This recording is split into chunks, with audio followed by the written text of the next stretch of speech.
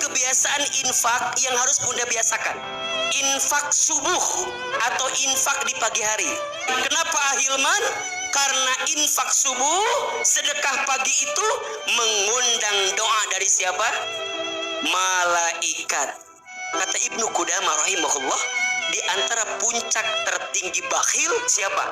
Orang yang bakhil terhadap dirinya sendiri, termasuk sama keluarga. Makanya izin ya, para suami, jangan pelit sama istrimu. Sedekah kepada keluarga itu pahalanya lebih besar daripada sedekah kepada apapun. Kata Nabi, banyak istri yang menempati api neraka karena apa? Karena sering mengeluh dan kurang berterima kasih kepada suaminya. Sedekah harus harta atau tidak? Tidak. Tapi kalau ada harta, sedekah dengan harta namanya infak. Bunda, jangan pernah takut dengan sedekah yang dikeluarkan. Tidak akan pernah berkurang harta yang disedekahkan. Bunda tolong catat ini. 6 garansi dari Allah untuk orang yang bersedekah. 1, sedekah itu menghapuskan dosa. Jadi kalau Bunda punya dosa, kemudian Bunda bertobat, dan agar tobat itu semakin menguatkan diri kita, maka kuatkan dengan sedekah. Sedekah. Yang kedua, sedekah itu menolak bala dan musibah. Mohon maaf ya, kalau hari ini kita ditimpa dengan ujian, dengan musibah, tolong dicatat. Mungkin ada sesuatu yang harus kita keluarkan, tapi kita nggak keluarkan. Maka kadang caranya Allah itu, kalau ada sesuatu yang harus dikeluarkan, tapi kita nggak keluarkan, maka dengan caranya Allah akan mengeluarkan sendiri. Gimana caranya? Dikasih ujian, dikasih musibah, dikasih bala, ujungnya keluar lagi. Yang ketiga, mempercepat pengabulan doa. Jadi kalau Bunda berdoa ingin cepat dikabulkan oleh Allah, salah satu amalannya apa? Sedekah. Makanya mohon maaf kalau ada di antara kita di sini yang sedang punya hajat misalnya. Misal ada pasangan rumah tangga ingin segera dihadirkan momongan, tapi barangkali belum dikasih, teruskan doa sama Allah. Bagaimana cara mempercepatnya? Sedekah. Kalau Bunda ya sedang bisnis, sedang usaha, dan ngerasa kok usaha saya itu agak-agak berat begini ya, gimana caranya? Sedekah. Jadi kalau barangkali ada yang lagi sendiri dan ingin dihadirkan pasangan terbaik, gimana cara mempercepat hadirnya? Sedekah. Yang keempat, sedekah itu meringankan sakaratul maut. Ada orang yang ketika sakarat itu ringan, ada tidak? Dan itu buah dari sedekah yang dihadirkan. Tapi ada yang berat, ada nggak? Ada. Ada orang yang wafat itu kayak pamitan.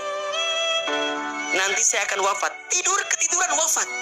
Sangat ringan. Ternyata yang meringankan sakratul mautnya apa? Sedekah. Sedekah harus harta atau tidak? Tidak. Senyum, sedekah. Bunda punya waktu, sedekah dengan waktu. Bunda punya tenaga, sedekah dengan tenaga. Tapi kalau ada harta, sedekah dengan harta, namanya infak. Dan ingat ya, Bunda, rumusnya, kalau Bunda keluarkan sedekah 1, yang balik berapa? 10. Jadi Bunda dilipat gandakan. Dan itu harus jadi kebiasaan buat kita. Terutama catat ya, ada kebiasaan infak yang harus Bunda biasakan. Infak subuh atau infak di pagi hari. Sodako subuh di pagi hari. Kenapa Ahilman? Karena infak subuh, sedekah pagi itu mengundang doa dari siapa? Malaikat. Bunda, kalau malaikat yang ngedoa pasti dikabulkan atau tidak? Pasti. Apa malaikat doanya? Masya Allah. Kata Nabi SAW, tidak ada satu hari pun di setiap pagi yang datang kepada seorang hamba kecuali setiap pagi ada 2 malaikat yang menghampiri kita.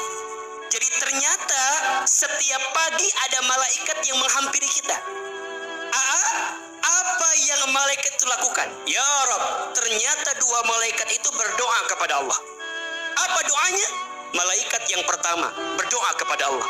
Allahumma a'ti munfiqan khalafa. Ya Allah, berikanlah kepada orang yang berinfak. Kapan? Di waktu pagi itu. Khalafa, ganti yang lebih baik daripada apa yang dia keluarkan. langsung digaransi.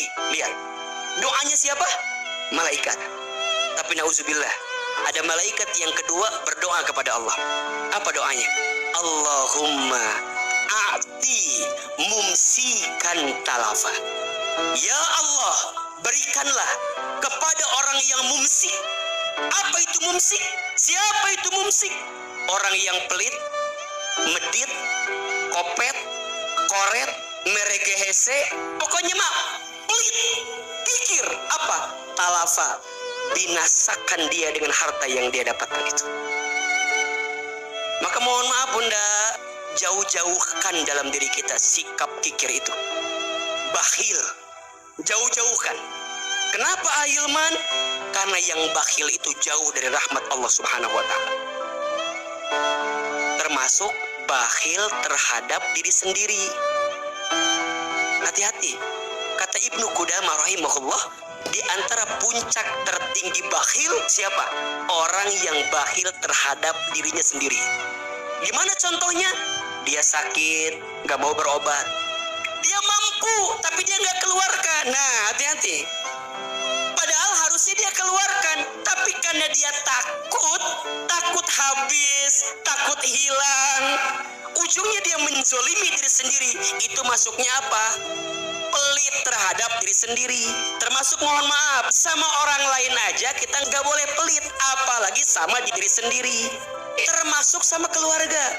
Makanya izin ya, para suami jangan pelit sama istrimu.